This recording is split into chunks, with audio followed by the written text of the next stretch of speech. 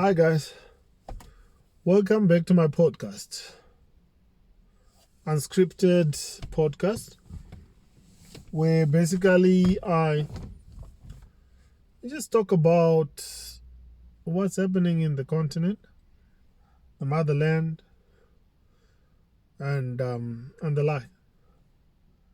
So my reviews are at a much bigger level, the continent at a macro level, rather than focusing on celebrities, influencers, and the like. I just want to talk about Zambia and their former president, Edgar Lungu. So Edgar Lungu, I think he was president for Zambia for 2 terms. Before the incumbent Chilling, but I can't pronounce his name, the incumbent president of Zambia. And amongst his achievement, I think he built some Chinese-sponsored roads. And basically that's one notable achievement. And I think he also foresaw the completion of their second hydroelectric power station near the Vic Falls in that region, near the border with Zimbabwe, if I'm not mistaken. So what's interesting about Edgar Lungu is that he didn't want to be buried in South Africa, or his family rather. Categorically, he stated that he didn't want the incumbent president to officiate at his funeral. I think there was also a squabble of him being denied permission to travel abroad for his treatment. Eventually, he did, coming or going to South Africa via a Zimbabwean passport. So this man, or former President Lungu, had beef with their relationship with the current president they were not nice. They were not cordial. During elections, the incumbent, it is alleged that he was tortured, victimized, and the like by Lungu. And so eventually the incumbent president Chilembe won. Sorry, Zambians, if I'm pronouncing it wrongly. So after winning, it left the outgoing Lungu aggrieved. They didn't see eye to eye. At one point in time, it was alleged that he had ties to ZANU-PF in Zimbabwe, and they really wanted to overthrow the incumbent. So the incumbent president, it is alleged, through media and all that he felt threatened by the Mnangagwa regime in Zimbabwe, to such an extent that he didn't go to one of the SADC meetings in Zimbabwe, where SADC is a economic regional grouping of all Southern African countries, because he feared for his life. But you see, I got a problem with Lungu because firstly, he had to seek treatment in South Africa. Why, for instance, didn't he build hospitals during his term, 2-year term. Yes, he built roads. You know, why seek treatment in a country overseas instead of investing on healthcare infrastructure within your country? Very competent human resource Zambia has. Qualified doctors, nurses. Some can actually attest to it because they're all over the world, in Canada, in the States, surgeons of note. But this man opted to go to South Africa because he didn't trust the healthcare in Zambia. It says a lot about our leaders in Africa. When it comes to succession, it's not smooth from one leader to another. When it comes to building infrastructure, they don't build it. What they do is they plunder. He was also alleged that he was corrupt. They plunder wealth, resources. The chairman that introduced into Zambia there's evidence that they polluted the mining fields, rivers were polluted. They did not take the country of Zambia and its nations at heart, and they still don't. Pollution is galore. They've poisoned rivers for years to come.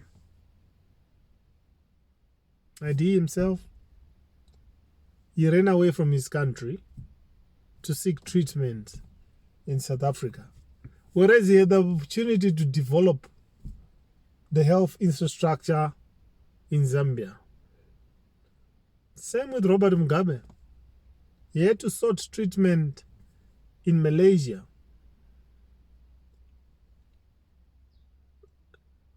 "30 years or more he had spent ruling Zimbabwe, but he made sure that all the health services in Zimbabwe were destroyed. The Ian Smith regime of Rhodesia had left world-class public facilities, but not one was left. Right now, the country is it's on its knees. People don't have treatment. They don't have medication. The whole system has collapsed. Doctors are poorly paid, such as in Zambia and Kenya. Nurses, the same thing. There's a lot of brain drain because all these doctors and nurses are leaving the country because they're first class and very brilliant in when it comes to healthcare. They've got know-how. They're well trained. In Kenya, the same thing. We've got youngsters, medical doctors leaving the country. And then there was this president of Nigeria. He sought treatment in the UK. But if you look at these countries, they got all the resources. Gold, oil, Nigeria, galore. Sweet oil, they call it in Nigeria. In the world, Nigeria is sweet oil. But where do those resources go to? Do you blame it on the incumbents, or the former presidents, or the citizens? It's high time, be it the citizens or the leaders, wake up and make sure that whoever is elected in their respective countries is actually competent enough to lead. Right now, we got a president who's always sick in Zimbabwe, the vice president, and they go to China for treatment. And yet we've got resources. There are resources, there's diamonds, there's mine, there's a lot of mineral, gold, you name it. That country has got even platinum, uranium. But it doesn't trickle down to the masses. No infrastructure is being built. Mental institutions still rely on infrastructure that was built by Ian Smith in Rhodesia more than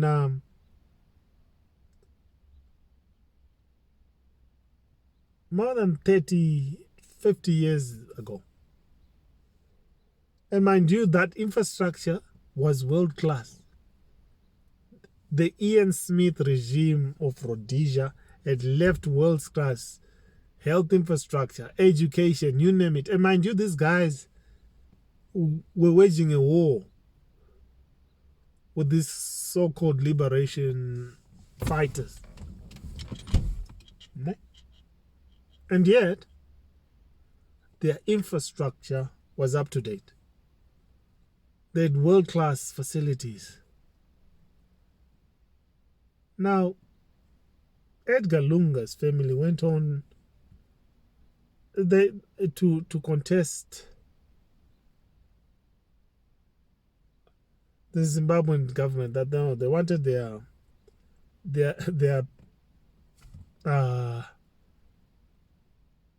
father, Edgar Lungu, the former president, to be buried in South Africa.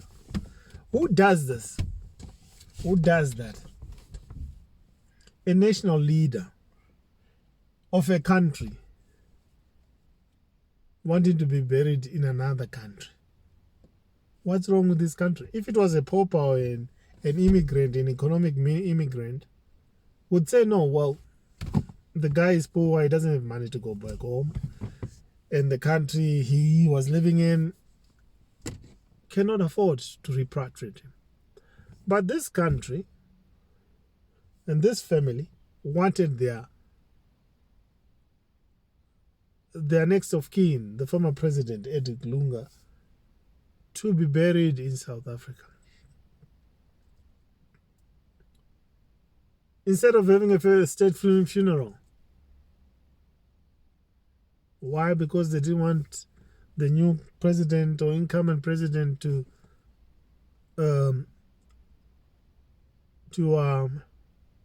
officiate the funeral. It's mind-boggling that a head of state like Donald Trump, for instance, imagine Donald Trump being buried in Canada, or Abraham Lincoln being buried in Mexico. Those are their neighboring countries, eh? Or let's say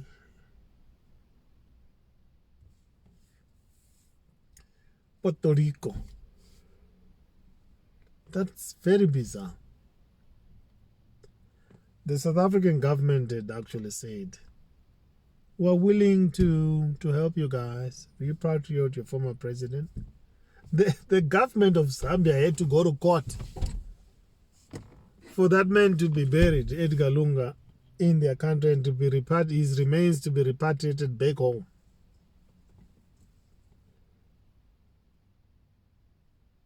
It shows a lot about us as Africans.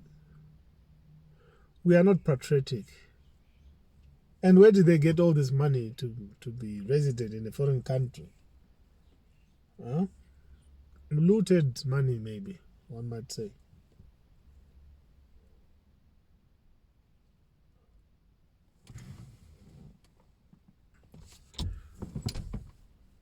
So that's the divine irony we've got here in Africa.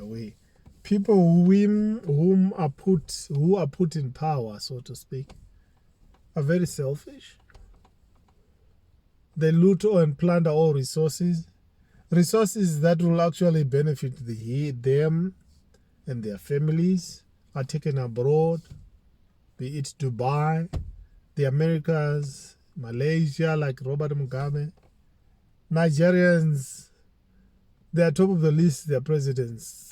A lot of money was plundered, oil money that can actually build Africa and make sure that Africa is at par with the West. Public infrastructure is not taken care of.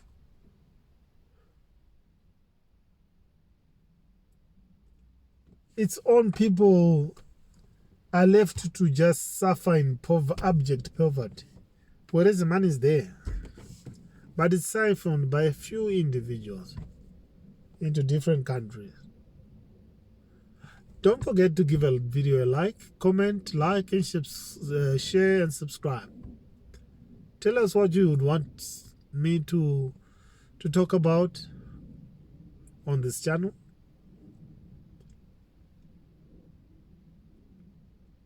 Mind-boggling that the entire president, I mean, we're not talking about a guy who left office 10 years ago. Maybe less than 5 years. And yet, he had the audacity to leave his people, sought treatment elsewhere in a foreign country, which also has its own problems, instead of fixing and building a world-class infrastructure. Because Zambia has a lot of money. There's money. The fact that the Chinaman is in Zambia investing in mines and depleting their resources shows that Zambia is very rich. Agriculturally, it's doing very well. Vast land, fertile land, resources, human and natural resources galore. But it's only a few people who benefited from Edgar Lungu's regime.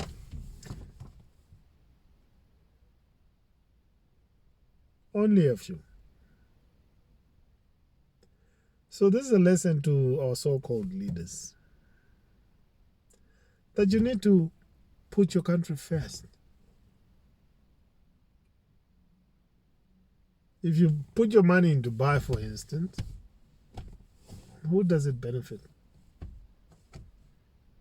Not even you, because you're hardly going to spend that money.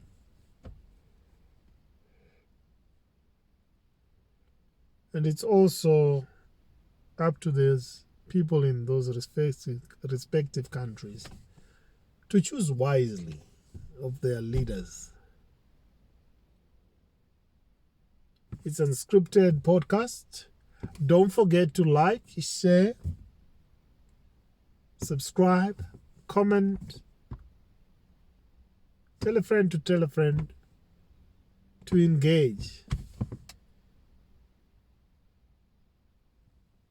Thank you for signing in. I'm out.